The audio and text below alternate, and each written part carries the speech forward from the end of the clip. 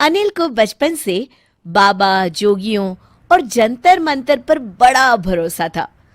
उसे कोई कुछ भी जादू टोना बता दे, कुछ भी कह दे, वो तुरंत मान लेता था।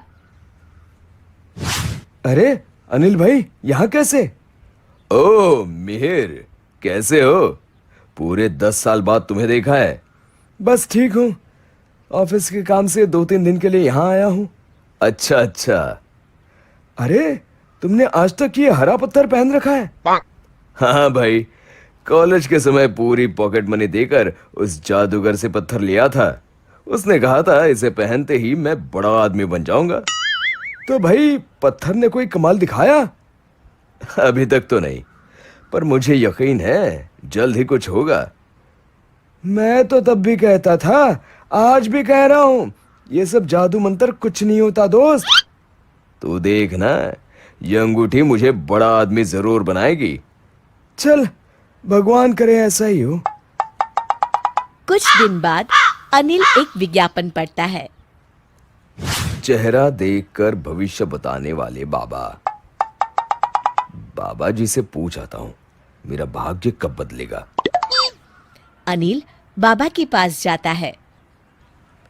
आइए आइए, ये बाबा हिमालय से आए हैं। 25 सालों तक बर्फ में रहने के बाद बाबा ने ये सिद्धि पाई है। सिर्फ 5,000 रुपए दीजिए और अपना भविष्य देखिए।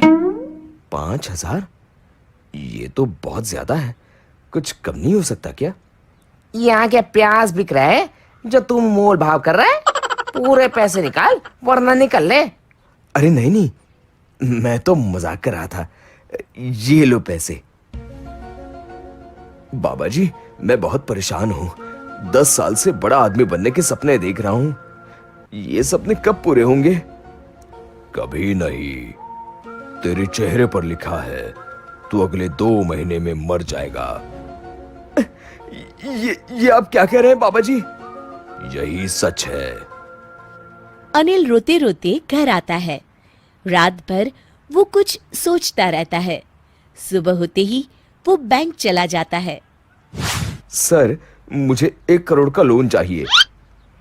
ठीक है, आप जरूरी कागज ले आइए। अनिल को लोन मिल जाता है। अगले दिन, बानी, ये लो तुम्हारे नए बंगले की चाबियां। अब तुम्हें इस छोटे से घर में रहने की कोई जरूरत नहीं है। क्या बात कर रहे हैं जी? हाँ, सही कह रहा हूं। जल्दी तैयार हो जाओ, तुम्हें अपना नया बंगला दिखा कर आता हूं। बानी तैयार होकर बाहर आती है तो देखती है बाहर एक चमचमाती कार खड़ी है। क्या क्या ये कार हमारी है? हाँ हाँ, हमारी ही है। आओ बैठो। अनिल बानी को बंगला दिखाकर घर ले आता है। अगली सुबह, बानी, अगले महीने हम बंगले में शिफ्ट हो जाएंगे। उससे पहले सिंगापुर घुमाते हैं। क्या ये सब क्या हो रहा है? कहीं मैं सपना तो नहीं देख रही? नहीं, ये सब सच है। घूम के आते हैं, फिर मैं तुम्हें सब बताऊंगा। कुछ दिन बाद सिंगापुर से लौटते समय, ए जी, अब तो बताइए, इतने पैसे आपके पास कहाँ से आए? देखो, तुम घबराना मत, मेरी बात ध्यान से सुनो। बोलिए। अब मेरी जिंदगी बस 1 महीने की और है। हाय, मैं मर गई।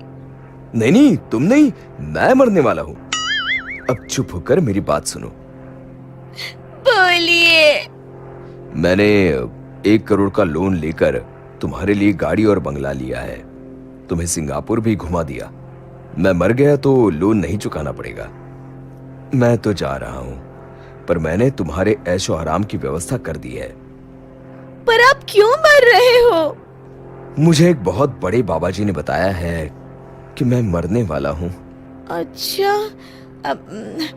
जाने से पहले अगर मेरे सोने की कंगन। मैं मर रहा हूं, तुम्हें अपने गहनों की पड़ी है। देखो जी, आप तो मर जाओगे, मुझे तो जीना पड़ेगा ना। इसी सोसाइटी में सबके साथ बिना कंगन पहने रहना।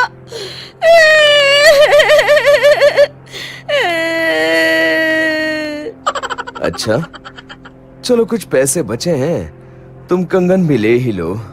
1 महीने बाद। ये बंगला तो बहुत सुंदर है जी। मुझे क्या, मैं तो अब मौत के दिन गिन रहा हूँ। गिनने की कोई जरूरत नहीं, मुझे सब याद है। कल 2 महीने होने वाले हैं। हे भगवान, कैसी बीवी दी है तूने मुझे, मेरी मौत का दिन याद किए बैठी है। अगली रात। अभी तक मुझे कुछ नहीं हुआ, हो ना हो आज रात को ही मेरा टिकट कट जाएगा। अब कहाँ जाने की टिकट कर रहे हैं जी? मैं भी चलूंगी। चल, मरने जा रहा हूँ, तू भी चल। ओह, अच्छा अच्छा, नहीं नहीं नहीं, मैं तो यूं ही कह रही थी। हे भगवान, मैं मरना नहीं चाहता, कुछ करो प्रभु। मेरे कंगन वापस मत लेना, बाकी इनकी प्रार्थना सुन लो भगवान। अगली सुबह मियाँ बीवी खुशी से नाचने लगते हैं। तभी फोन की घंटी बजती है। जी, हम लेना देना बैंक से बोल रहे हैं। आपकी पहली किश्त 1 लाख रुपए अब तक नहीं आई है। आप जल्दी कीजिए वरना हमें पुलिस भेजनी पड़ेगी। हाय राम, ये तो मैं भूल ही गया।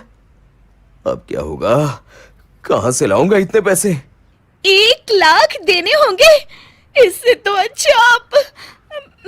अरे भगवान, चुप हो जा।